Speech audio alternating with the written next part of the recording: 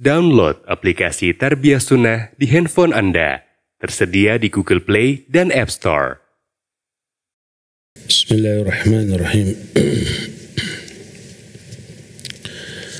Assalamualaikum warahmatullahi wabarakatuh. Innal hamdalillah nahmaduhu wa nasta'inuhu wa nastaghfiruh.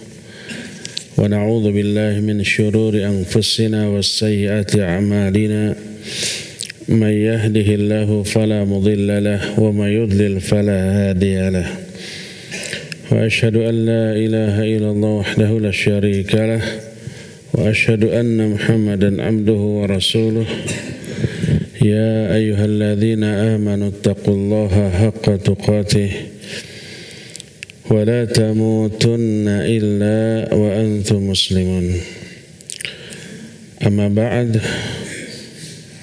أيها الإخوة para hadirin jamaah Masjid Umar Ibn Khattab yang Allah muliakan, para pendengar radio Tarbiyah Sunnah Bandung, juga pendengar radio-radio lain dan pemirsa beberapa stasiun TV serta para netizen di mana saja Anda berada. Alhamdulillah kembali kita berjumpa di kajian subuh.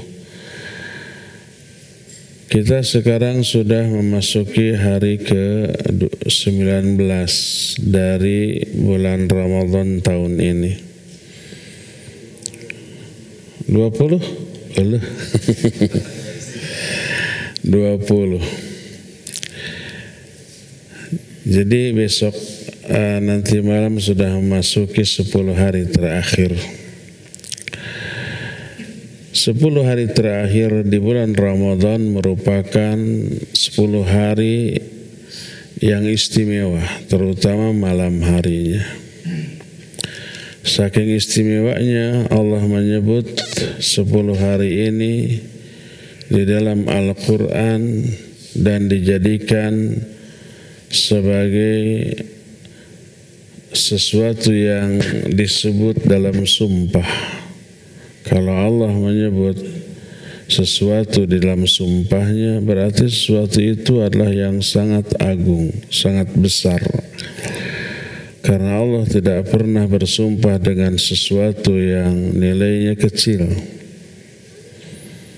Allah berfirman, wal fajri wa layalin ashar, demi waktu fajar dan demi malam-malam yang 10. Sebagian ulama menyebut 10 malam yang diterangkan dalam ayat ini, dalam surah Al-Fajr ini adalah 10 hari pertama di bulan Dzulhijjah. Sebagian lain menyatakan itu adalah 10 hari terakhir di bulan Ramadan, terutama malamnya. Makanya disebut walayalin ashr, dan malam-malam yang 10. Layali adalah jamak dari lail. Dan 10 malam terakhir di bulan Ramadan dianggap sebagai sesuatu yang sangat-sangat istimewa. Oleh karena itu Nabi SAW dikabarkan oleh Aisyah radhiyallahu anha, kana an-nabiyyu alaihi salatu wassalam idza dakhala al-ashar shadda mi'zarah wa ahya laylah wa ayqadha ahlah. Nabi SAW apabila memasuki 10 hari terakhir di bulan Ramadan, beliau mengencangkan ikat pinggangnya, menghidupkan malam-malamnya, dan membangunkan istri-istrinya. Maksud mengencangkan ikat pinggang adalah beribadah dengan bersungguh-sungguh. Bahasa kita menyingsingkan lengan baju, bahasa Sunda nama magehkeun tali sapatu, tali sarung, saring set pageh ikat, saring cing pageh kancing. Artinya siap tempur, siap tempurnya di sini bertempur untuk melakukan ibadah lebih sungguh-sungguh daripada sebelumnya. Wa ahya lailahu, menghidupkan malamnya, artinya malam itu tidak tidur. Dihidupkan dengan ibadah, dengan sholat, dengan membaca Al-Quran, dengan zikir, dengan doa, sehingga malam tersebut hidup dengan ibadah. Bahkan istri-istrinya pun dibangunkan untuk sama-sama melakukan ibadah. Hadis tersebut diriwayatkan oleh Imam Bukhari dan Imam Muslim. Lalu beliau bersungguh-sungguh melakukan ibadah lebih daripada malam-malam sebelumnya. Kata Aisyah, kana Rasul sallallahu alaihi wasallam yajtahidu fil ashril awakhir ma la yajtahidu fi ghairihi. Nabi sallallahu alaihi wasallam lebih bersungguh-sungguh lagi ibadah di 10 hari terakhir bulan Ramadan dengan kesungguh-sungguhan yang tidak beliau lakukan di hari-hari sebelumnya. Bahkan kata Nabi kata Aisyah radhiyallahu an, kalau di 20 hari pertama bulan Ramadan malamnya beliau selalu tidur,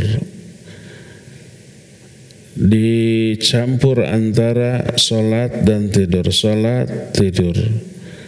Setiap malam demikian di 20 hari pertama.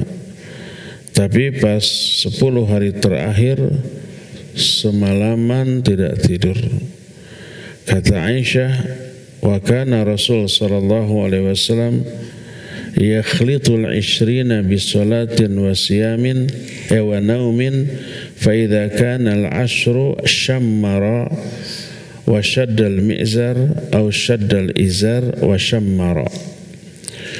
Nabi SAW di 20 hari pertama bulan Ramadan mencampur malamnya antara sholat dan tidur. Beliau sholat dulu kemudian tidur sampai subuh. Begitu terus tiap malam di 20 hari pertama. Maka apabila masuk ke 10 hari terakhir, beliau mengikatkan tali sarungnya atau tali kainnya, kemudian wasyammara, beliau begadang. Kalau kita mah begadang tanya pakai kegiatan yang tepararuguh gitu, nongkrong. Kalau Nabi SAW begadangnya itu dengan ibadah. Wasyammara, makna syammara adalah tidak tidur semalaman. Apa yang beliau lakukan tadi diterangkan, beliau menghidupkan malam-malam tersebut dengan ibadah, salat semalaman, diselingi zikir dan doa. Berkata para ulama seperti yang dijelaskan oleh Imam Ibnu Hajar al-Asqalani, wa makna annahu kana yashuddul mi'zar annahu ya'tazilun nisa. Yang dimaksud dengan beliau mencangkan ikatan sarungnya artinya menjauhi istri-istrinya. Maknanya di 10 malam terakhir beliau tidak menggauli istrinya.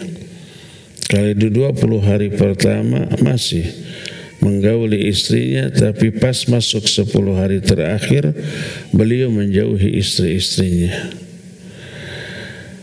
Maknanya adalah wa warada annahu lam ya'wi ila firashihi hatta yansalikha Ramadan. Beliau menjauhi tempat tidurnya sampai Ramadan berlalu. Berkata Anas, tawa firasyahu wa'tazalan nisa. Di 10 hari terakhir itu Nabi menjauhi tempat tidurnya dan menghindari istri-istrinya. Malam itu beliau tidak tidur dan tidak juga menggauli istrinya. Lalu apa yang beliau lakukan? beliau ibadah dan secara spesial ibadahnya itu di masjid. Itulah yang disebut dengan i'tikaf. Sebagaimana hadis sahih riwayat Bukhari dan Muslim dari Aisyah radhiyallahu anha, anna Nabi alaihi salatu wasallam kana ya'takifu fil ashr al-awakhir min Ramadan hatta tawafahu Allah.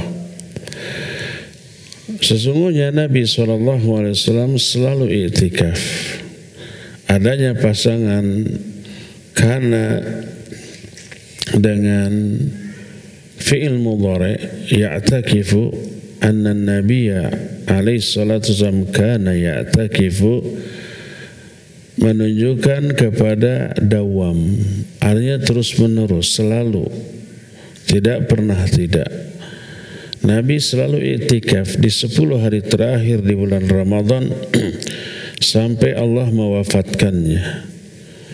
Hadis ini sahih riwayat Imam Bukhari dalam Kitabul I'tikaf, bab al-i'tikaf fil ashr al-awakhir, dan beliau melakukannya di masjid.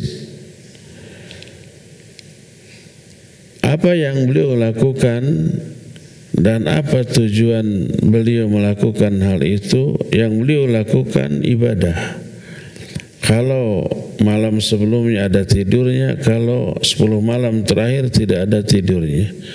Salat, berzikir, berdoa, terus begitu. Apa yang beliau cari? Tentu saja satu malam yang luar biasa yang disebut Lailatul Qadar. Maka wa innama kana an-nabiy sallallahu alaihi wasallam ya'takifu fi hadhihi al-ashr al-awakhir allati tutlabu fiha Lailatul Qadar qita'an li ashghalihi wa tafrigan li balihi wa takhalliyan li munajati rabbih wa dzikrihi wa du'aihi. Dipastikan beliau menyibukkan diri dengan ibadah. Beliau memfokuskan seluruh perhatiannya untuk itu. Beliau menyendiri munajat, berzikir dan berdoa kepada Allah Azza wa Jalla. Munajat artinya berseru secara lirih, secara berbisik. Kalau berseru dengan suara yang keras, berteriak bahasa kitanya, disebut munada. Tapi kalau munajat, berserunya khusus kepada Allah dengan suara yang lirih, yang hanya terdengar oleh diri sendiri, baik dalam salat ataupun dalam bentuk berzikir ataupun berdoa kepada Allah Azza wa Jalla. Ketika Allah berbicara tentang i'tikaf dalam surah Al-Baqarah 187, Allah berfirman, "Wala tubashiruhunna wa antum aqifuna fil masajid." Janganlah kalian menyentuh istri-istri kalian dalam keadaan kalian sedang beriktikaf di masjid-masjid. Ini ayat menunjukkan banyak faidah. Faidah yang pertama, betapa santunnya bahasa Al-Quran. Tidak vulgar, tidak belak-belakan untuk mengungkapkan sesuatu yang sifatnya tabu. Menggauli istri disebut jangan kalian menyentuhnya. Orang Sunda bilang ulah ditoel tak istri. Dan ini terungkap dalam kalimat wala tubashiruhunna. Tidak diungkapkan wala tuwathi'uhunna. Jangan kalian menggauli istri, tidak, tapi jangan sentuh istri kalian. Ini menunjukkan bahasa yang luar biasa santunnya, tidak vulgar. Kedua, menunjukkan selama i'tikaf tidak boleh untuk menyentuh istri, menggauli istri. Kalau menggauli istri batal. walaupun tidak dosa, karena i'tikaf hukumnya sunnah. Membatalkan ibadah yang sunnah tidak dosa. Dapat pahala menggauli istri biasa, cuma melepaskan pahala yang lebih besar, yaitu i'tikaf. Orang Sunda bilang moro julang ngalepaskeun pesing. Saya nggak tahu apa itu julang, apa itu pesing. Sejenis binatang mungkinnya. Tapi makna keparibahasa itu memburu sesuatu yang sunnah dengan melepaskan sesuatu yang wajib. Memburu sesuatu yang nilainya tidak begitu besar dengan melepaskan sesuatu yang besar. Jadi kalau kita umpamanya sedang i'tikaf lalu menggauli istri, itu sama dengan memburu sesuatu yang hukumnya sunnah, melepaskan sesuatu yang juga sunnah tapi pahalanya jauh lebih besar. Pahala i'tikaf itu luar biasa besarnya. Jadi selama melakukan i'tikaf tidak boleh menyentuh istrinya. Dan yang ketiga, i'tikaf harus dilakukan di masjid. Tidak boleh i'tikaf di rumah atau di kantor atau di aula atau di tempat lain. Sebab Allah berfirman, wa antum aqifuna fil masajid, kalian sedang i'tikaf di masjid-masjid. Adanya huruf alif lam yang masuk kepada isim jama' fil masajid, mayoritas atau jumhur ulama menunjukkan lil istighraq, artinya di seluruh masjid, termasuk di Masjid Umar bin Khattab. Iya, itu jumhur ulama. Sebagian ulama lain tidak. Ayat ini masih bersifat general, global, umum, dan ada hadis yang mengkhususkan. Di antara yang berpendapat begini adalah Syekh Al-Albani rahmatullahi alaih. Nabi SAW bersabda, la i'tikafa illa fil masajidi thalatha. Tidak ada i'tikaf kecuali di 3 masjid. Masjidil Haram di Mekah, Masjidil Nabawi di Madinah, dan Masjidil Aqsa di Palestina, yang kemarin-kemarin diobrak-abrik oleh Zionis Yahudi, la'anahumullah. Allahumma ahlikil Yahud. Yang semoga Allah memusnahkan mereka, dan semoga Allah Azza wa Jalla memberikan kejayaan kepada kaum muslimin di sana dan di seluruh tempat di muka bumi ini. Allahumma a'izzal Islam wal muslimin wa adil syirka wal musyrikin. Ya Allah, muliakan Islam dan kaum muslimin dan hinakan perbuatan syirik dan orang-orang musyrik. Nah, di 3 masjid itu hanya boleh beriktikaf. Ini sebagian kecil ulama yang berpendapat demikian. Tapi jumhur ulama menyatakan di seluruh masjid, karena adanya huruf alif lam yang masuk kepada isim jama'. Maka para mufassir ketika menerangkan ayat ini menyatakan dalilun ala annal mu'takif annal mu'takif yulzimul masjid.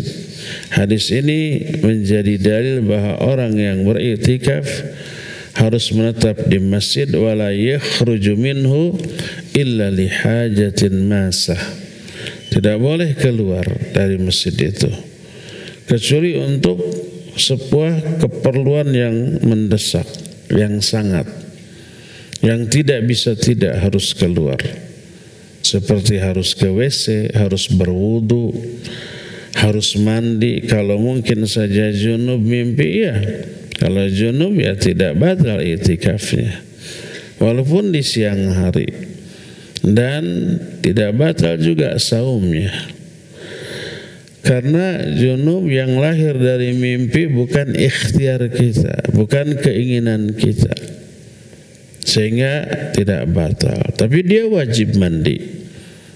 Dan kalau di dalam masjid, dan umumnya masjid tidak ada WC dan kamar mandi di dalam, ya harus keluar. Maka untuk kepentingan itu dibolehkan. Dalam Sahihain riwayat Bukhari dan Muslim dari Aisyah radhiyallahu anha, kana an-nabiy sallallahu alaihi wasallam idza i'takafa yudni ilayya ra'sahu fa urajjiluhu wa kana la yadkhulul baita illa li hajatil insan. Nabi sallallahu alaihi wasallam apabila sedang beriktikaf, beliau suka mendekatkan kepalanya kepada aku, lalu aku menyisirnya. Karena rumah Aisyah itu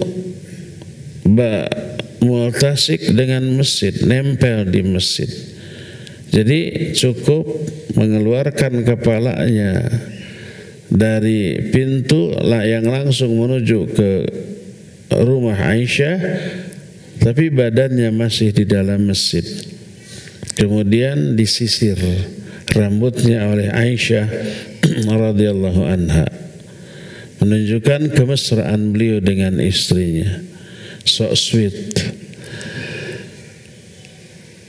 Dan beliau tidak masuk ke rumah kecuali untuk kepentingan yang manusiawi. Seperti tadi, ke WC atau mandi apabila jelek, minimal berwudu, dan makan minum untuk buka dan sahur bila tidak disiapkan di dalam masjid, atau tidak boleh dilakukan di dalam masjid oleh yang berwenang di masjid itu, karena bisa mengotori karpet. Seperti di masjid ini, karpet ini kan barunya, betul kan?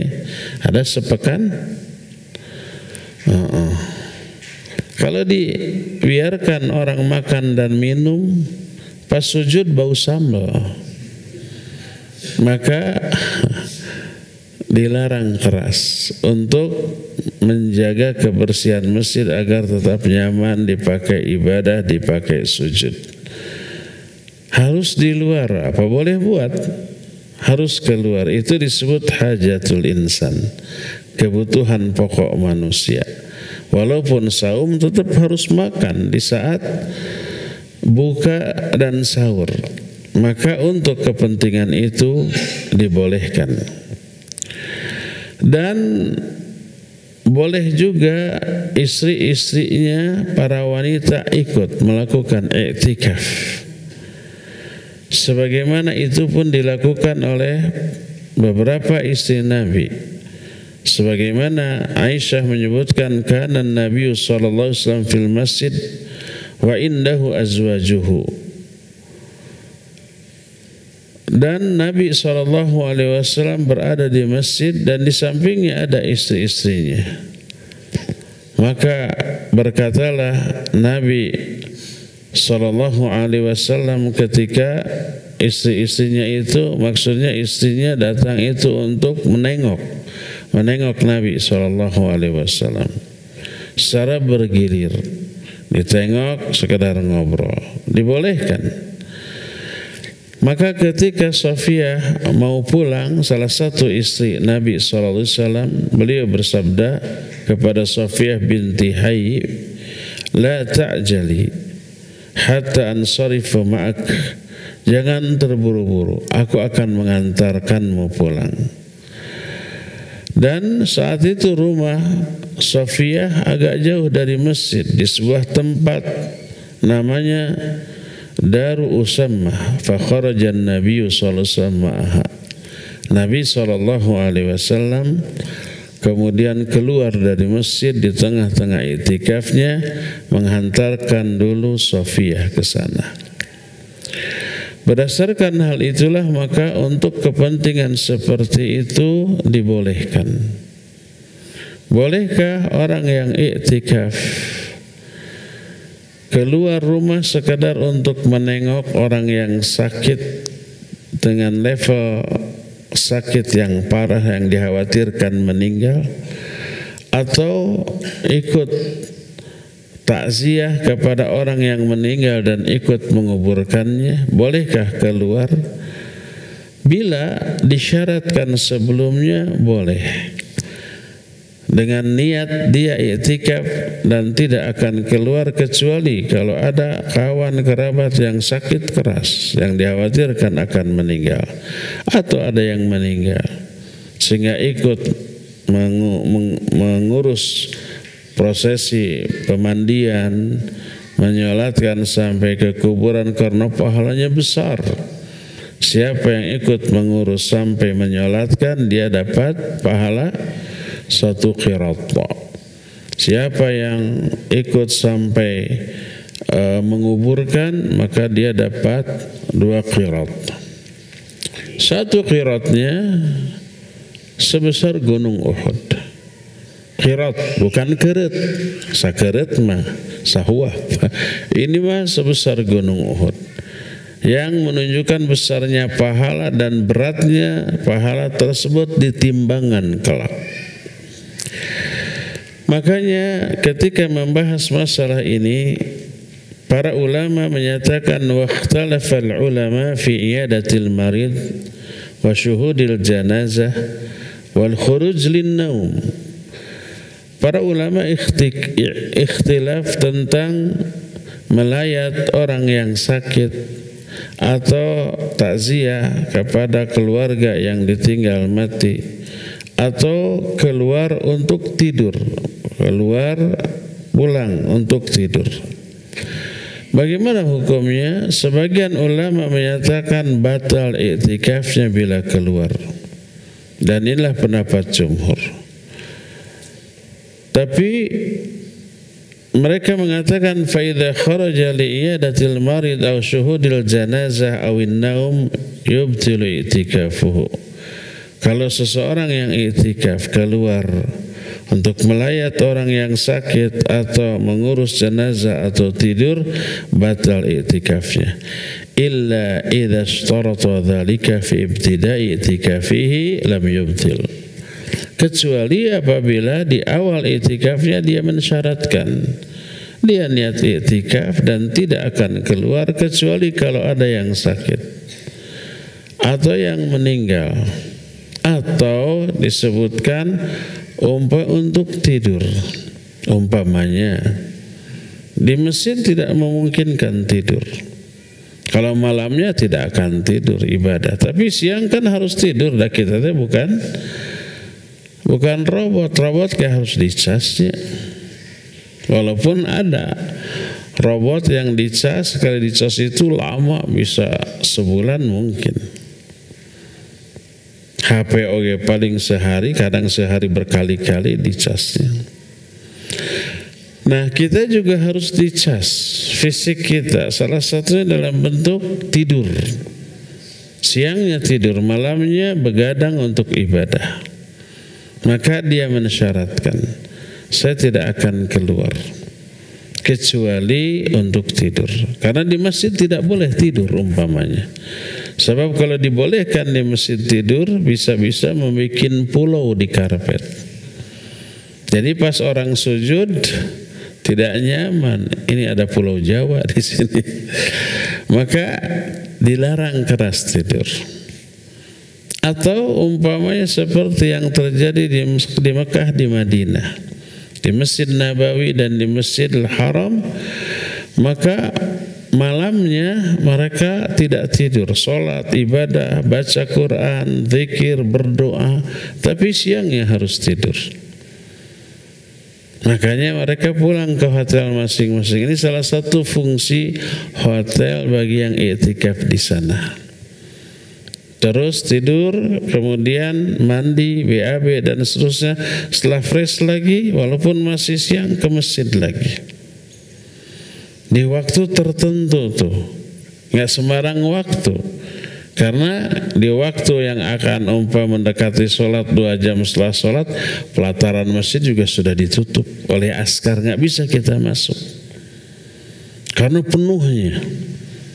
Jadi 2 jam sebelum waktu sholat ya harus ke masjid lagi. Datang ke tempat tadi. Tempat tadi kita menetap, sudah ada yang menempati? Iya. Kalau kita tidak membooking tempat itu. Pas ke sana, sudah penuh ada orang. Tapi kalau di booking dalam arti simpen aja barang kita di sana. Sajadah kayak bantal kayak gitu ya. Tas atau apa. Aman insyaallah tas. Nggak akan ada yang ngambil. Maka walaupun kosong, orang lain nggak akan berani karena ada barang kita. Oh, ada orang yang lagi keluar dulu.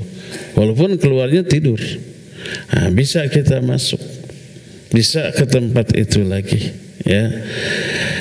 Nah, jadi sebagian ulama seperti ini pendapat salah satu di antara pendapat Imam Ahmad rahimahullah, dibolehkan keluar untuk tidur bila tidak memungkinkan tidur di dalam masjid.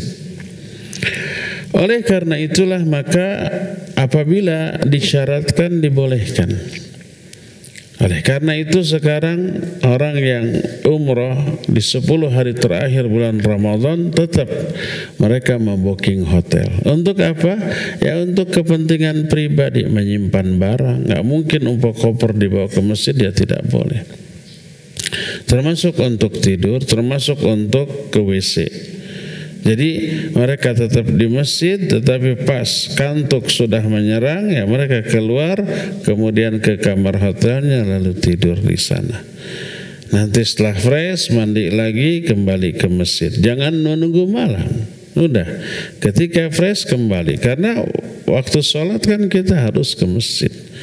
Kalau waktu sholatnya di rumah, ngapain ke Mekah tuh? Kita ke Mekah memburu apa? Sholat di Masjidil Haram. Sholat di sana 100.000 kali lipat dibanding sholat di masjid yang lainnya. Kan sayang. Makanya kalau saya pribadi agak kurang setuju karena lebar kalau program umroh ada yang diembel-embeli plus ke Taif. Ada, Taif itu nggak ada nilai ibadah, hanya piknik, hanya tamasya, nggak ada nilai ibadahnya. Seperti kita ke Dufan gitu, di sana itu cuma naik kereta gantung, naik roller coaster yang ada di sana, tapi di alam terbuka hanya itu, senang-senang siga budak. Tapi dari Mekah ke Taif melewatkan 4 waktu sholat. Berangkat habis sarapan kalau di luar Ramadan, pulang jam 9 malam. Berangkat dari Mekah habis sarapan jam 8 gitu. Pulang jam 9 malam. Zuhur, asar, maghrib, isya kelewat. Sholat memang pasti di jalan. Tapi nilainya cuma 1. Kalau di Masjidil Haram berapa? 100.000 kali lipat. Kali 4, 400.000 kali lipat. Kan sayang.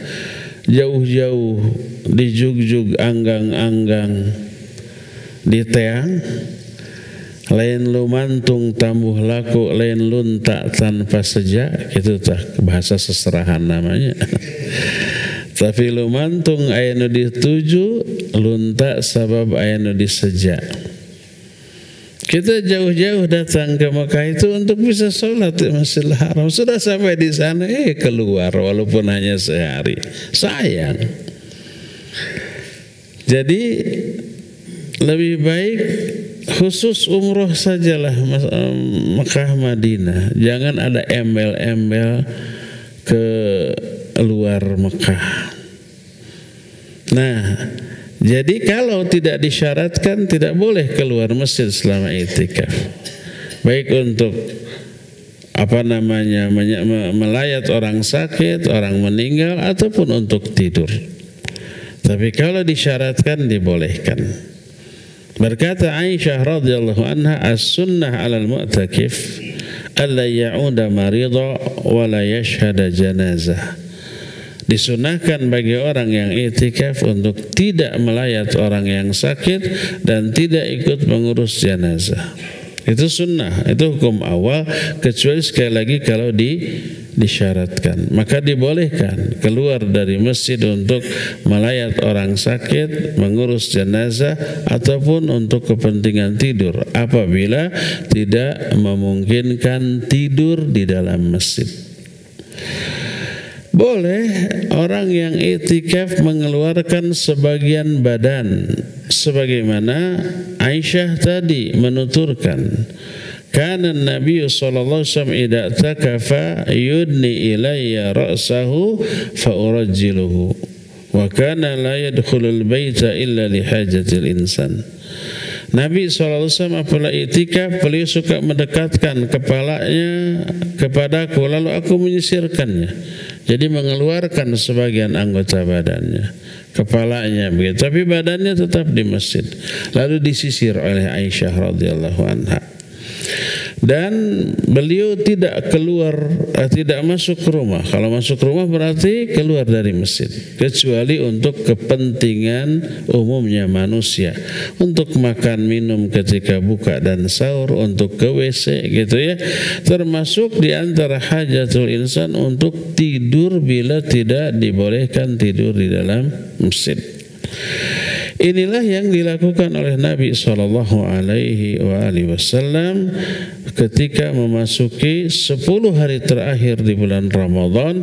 Beliau lebih bersungguh-sungguh lagi sampai tidak tidur semalaman, dan beliau lakukan itu di dalam masjid dan tidak keluar dari masjid kecuali untuk kepentingan yang sangat mendesak. Apa yang beliau lakukan itu dalam rangka memperoleh apa? Lailatul Qadar. Nah, nanti esok dan lusa dan seterusnya kita akan membahas bagaimana cara untuk bisa meraih Lailatul Qadar. Kita akan bahas besok lusa. Untuk pagi hari ini cukup sampai di sini, dan kita lanjutkan dengan sesi tanya jawab. Wassallallahu ala nabiyina Muhammadin wa ala alihi wa ashabihi wasallam. Ya, mangga. Assalamualaikum warahmatullahi wabarakatuh. Waalaikumsalam. Saya ingin bertanya, batasan waktu ikaf itu mesti 24 jam atau ada batasan minimal untuk itikaf, dikatakan itikaf? Iya. Apakah itikaf minimal harus sehari semalam? Tidak. Boleh hanya semalam. Sebagaimana Umar bin Khattab radhiyallahu an berkata kepada Nabi SAW, ya Rasulullah, dulu waktu aku belum Islam, masih di zaman jahiliyah, aku bernazar untuk i'tikaf semalam di Masjidil Haram. Tapi itu dilakukan, nazarnya itu sebelum masuk Islam, waktu masih musyrik. Apa kata Nabi SAW? Penuhi nazar. Walaupun nazarnya dulu ketika masih jahil. Nah, belum dilaksanakan sampai beliau masuk Islam oleh Nabi SAW. Lalu disuruh untuk menunaikan nazarnya tersebut. Lalu Umar i'tikaf hanya semalam saja. Itu menunjukkan dibolehkannya. Umpama maghrib masuk, nanti ba'da subuh keluar lagi, ya. Minimal seperti itu dibolehkan. Wallahu a'lam bishawab. Ada lagi? Mangga Pak Husain.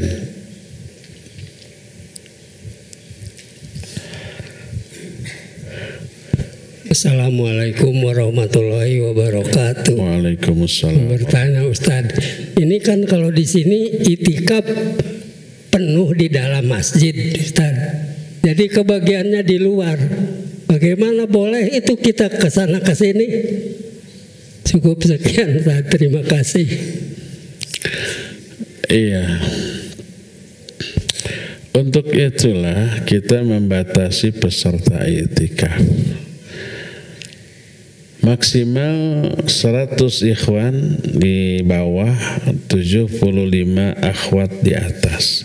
Kalau akhwat lebih sedikit tidak adil tempatnya, karena di atas ada faid. Faid nggak bisa dipakai tidur atau jatuh. Jadi lebih sempit. Jadi dikurangi 25. Ahwat hanya 75, ikhwan di sini 100. Kalau hanya 100 cukup, nggak perlu ada yang di luar. Kalau ada yang di luar berarti itu peserta ilegal. Yang sudah penuh gitu ya, keingin ya, kita tidak mungkin mengusir, silakan. Tapi pas tidur nggak ada tempat di dalam, harus di luar. Gimana lagi ya?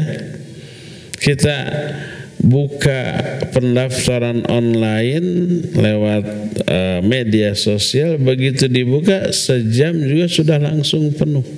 Jadi orang pas lihat, wah sudah dibuka pendaftaran jam 9 malam nih diumumkan, besok ba'da subuh mau daftar. Pas besok itu sudah full kuota. Kasihan delu. Jadi siapa cepat dia dapat. Makanya tong lengle talangke hararese kudu di teke. Begitu dibuat langsung, jangan besok piragi daftar mah semenit gak enggak ya. Nah, jadi yang tidak bisa daftar jangan memaksakan. Kalau memaksakan tidurnya di luar. Nanti coba, walaupun ini sudah ditutup, sudah over kuota, pas saatnya nanti sore pembukaan kan, so, banyak on the spot, banyak yang datang mendadak, suganwe dasar dari luar kota ya, di pikarunya gitu, dikasihani, jadi dibolehkan. Ya mungkin boleh, tapi konsekuensinya tidurnya di luar gitu. Kita ingin memperluas masjid ini, doakan ya. Kita ingin membangun 3 lantai dengan basement untuk parkir dan mungkin WC kantor sebagian di bawah. Nah, ini diperluas menjadi, kita tuh harus berpikir membangun masjid itu untuk 100 tahun yang akan datang. Kalau hanya 10 tahun yang akan datang, sekarang dianggap kosong, 5 tahun juga sudah full lagi, sudah nggak muat lagi, apalagi nanti santri nambah terus. Kita akan perluas masjid gitu, dan ditingkat menjadi 3 tingkat gitu. Doakannya, kita butuh sekitar 20 miliar saja. Bantu minimal doa. Doa nggak cukup sebenarnya. Jadi wayahna Pak Husain, kalau yang kebagian di luar sudah over kuota, berarti itu peserta yang tidak terdaftar.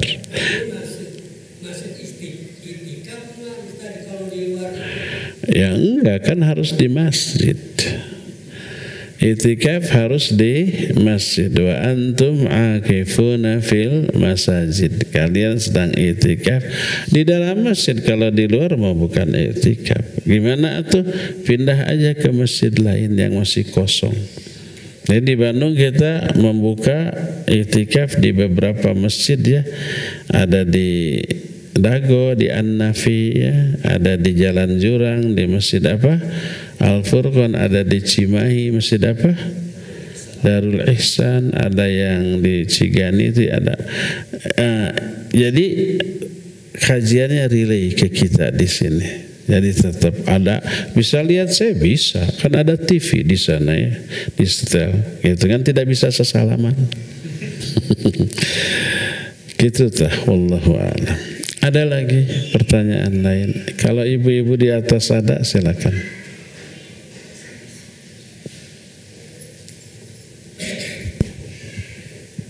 Biasa dari pemirsa Ustadz, dari Abu Isa di Cimahi, semoga Allah juga Ustadz, tim YTS, para jamaah dan kaum muslimin sekalian. Maaf di luar tema, ana mau menunaikan fidyah Ustadz, bagaimanakah kriteria orang miskin di zaman ini?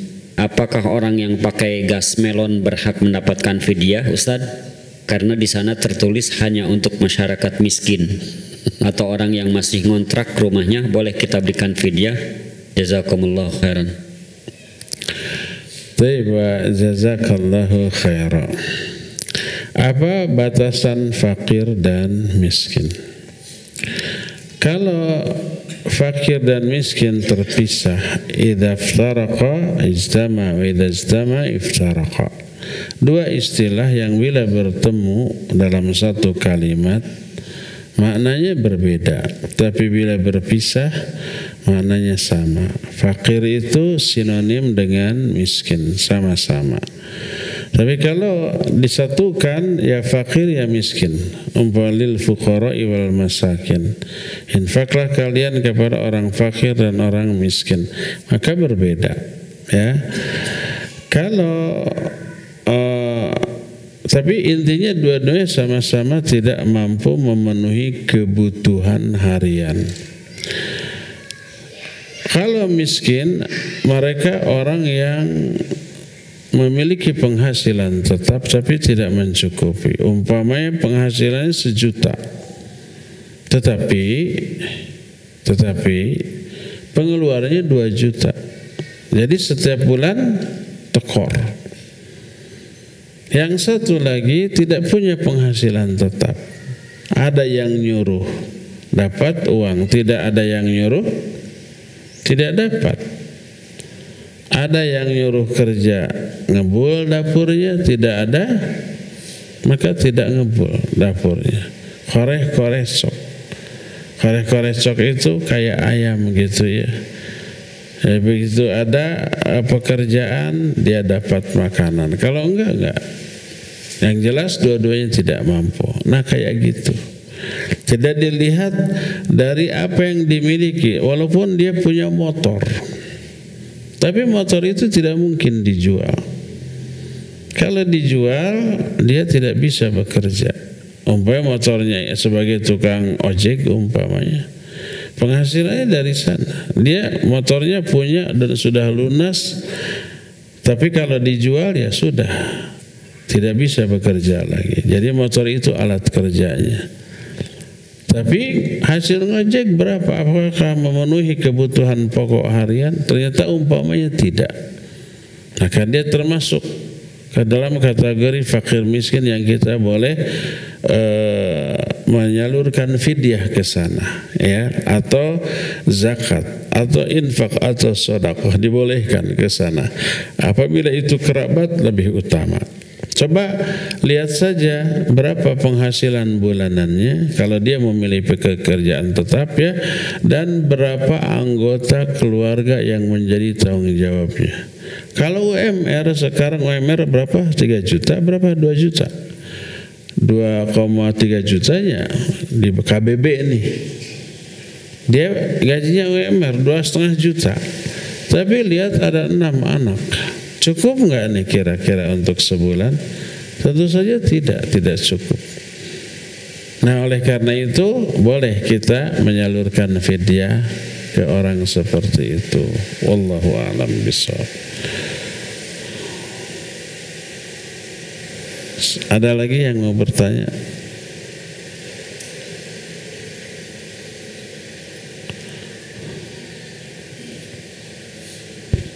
Assalamualaikum warahmatullahi wabarakatuh. Waalaikumsalam warahmatullahi wabarakatuh. Ustaz, apakah yang berkesempatan untuk mendapatkan malam Lailatul Qadar itu orang yang beriktikaf di masjid saja, ataukah yang menghidupkan malam di rumah juga mendapat kesempatan? Ustaz. Iya. Tentang bagaimana fikih i'tikaf dan Lailatul Qadar nanti akan ada pembahasan tersendiri. Ini kita hanya baru berbicara tentang keutamaan 10 hari terakhir. Cuma tersinggung-singgung i'tikaf dan Lailatul Qadar. Nanti Lailatul Qadar ada pembahasan sendiri, i'tikaf ada pembahasan sendiri. Apakah yang dapat Lailatul Qadar hanya khusus yang i'tikaf? Tidak khusus yang i'tikaf. Dan tidak semua yang i'tikaf dapat Lailatul Qadar. Tidak semua yang dapat Lailatul Qadar sedang i'tikaf. Tapi di saat Lailatul Qadar turun, orang itu sedang ibadah, dimanapun ibadahnya.